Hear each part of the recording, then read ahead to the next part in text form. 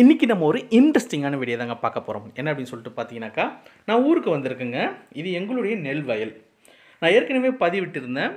ஊரில் ஒரு 3 ஏக்கர் அளவில் NLR வகை நெல் வந்து பயிர் வச்சுருந்தேன் அப்படின்னு சொல்லிட்டு, அதை தான் இப்போ நீங்கள் பார்த்துட்டு இருக்கீங்க. எல்லாமே வளர்ந்து அறுவடைக்கு தயாராக இருக்குது.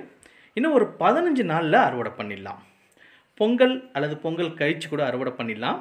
என்ன ஒன்று, ஆள் பற்றாக்குறை தான் ரொம்பவே அதிகமாக இருக்குது. ஏன்னா இப்போல்லாம் வந்து ஆளுங்க அறுப்பறுப்புன்னு நாங்கள் சொல்லுவோம் எங்கள் ஊரில். இங்கே அறுவடை அப்படின்னு சொல்கிறாங்க. அறுப்புக்கு ஆளே வரமாட்டாங்க. மெஷின் தான் எல்லாமே. எனக்கு அந்த மெஷினில் அறுவடை பண்ணுறதுல விருப்பமே இல்லை.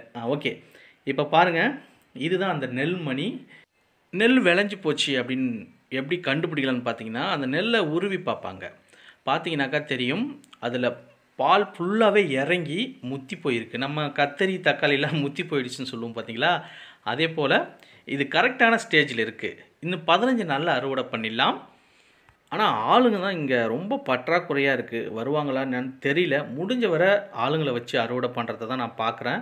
ஏன்னா அப்போ தான் மாட்டுக்கு வைக்கோல் வந்து கிடைக்கும். இப்போல்லாம் மெஷின் வந்து போச்சு. அதில் எந்தவித லாபமும் இல்லை விவசாயிகளுக்கு. முக்கியமாக வைக்கோல் இல்லாமல் போச்சு, மாடுகளுக்கு தீனி இல்லாமல் போச்சு. முடிஞ்ச வரை ஆளுங்களை வச்சு அறுவடை பண்ணலான்னு இருக்கேன். சரி, பார்ப்போம் பொறுத்திருந்து.